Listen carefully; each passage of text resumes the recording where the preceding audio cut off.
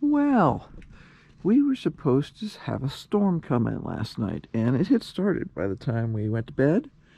And it was supposed to be at least 24 hours, maybe even 48 hours of rain. And then, let's see, today is Wednesday. So then on Friday, it was supposed to turn to potentially snow in our area. I think there was a miscalculation. So when I got up to use the bathroom at like 5 this morning, the ground was already starting to turn white.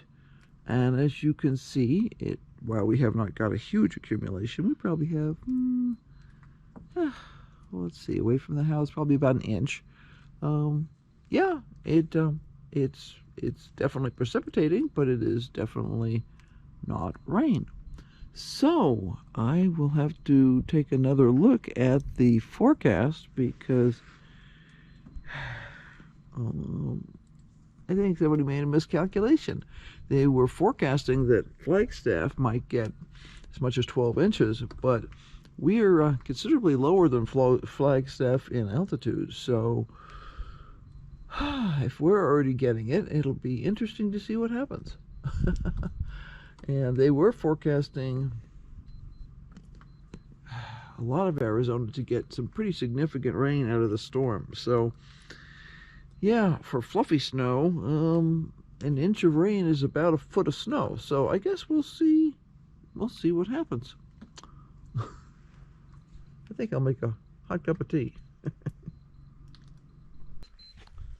Well, the weather's changed. This morning when Irene was up, she got some nice pictures of snow.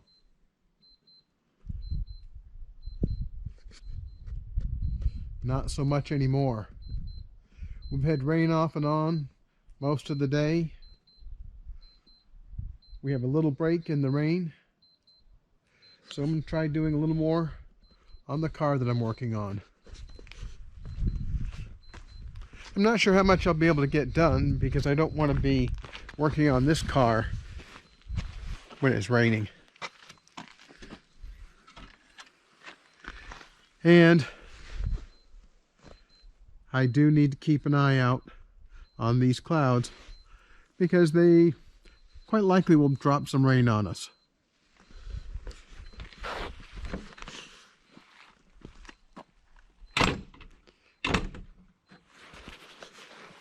Yesterday I got to an auto parts store to pick up a battery for the car.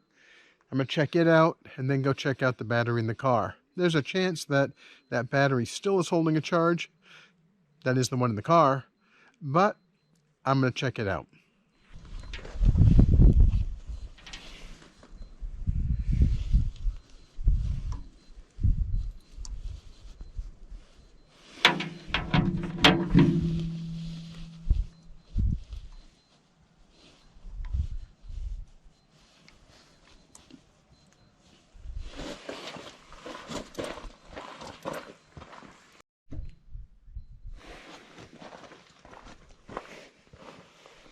I had to get more serious persuasion.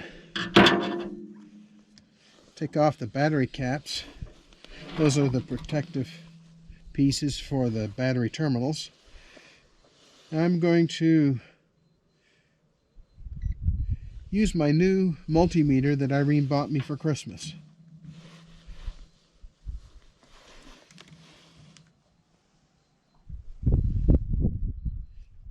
This battery is fully charged. It's 12.7 volts, which is exactly where it ought to be.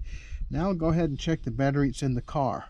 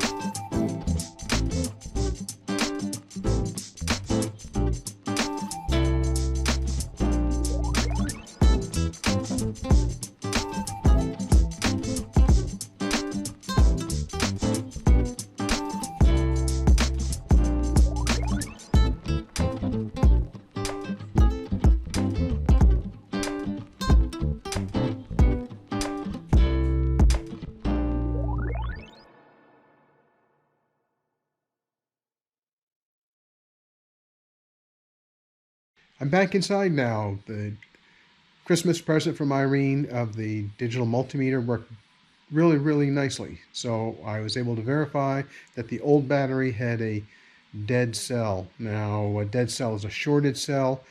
The way I could tell that is I'd fully charged the battery up the day before Christmas, and then today, here it was, 4 days later, I'd had absolutely no drain on that battery whatsoever. I measured it, and it was at 10.6 volts, which is below the level of a fully charged battery. Each cell has about 2.1 volts, so a 12 volt battery will have about 12.6, 12.7 volts when it's fully charged. That one wasn't even close. The new battery allowed the car to start just fine. Now I know what the other trouble codes are that I need to go take a look at. And that means I'm going back to a big book. It's going to be a lot of paging through looking for connectors because I have to figure out where the trouble codes may be coming from.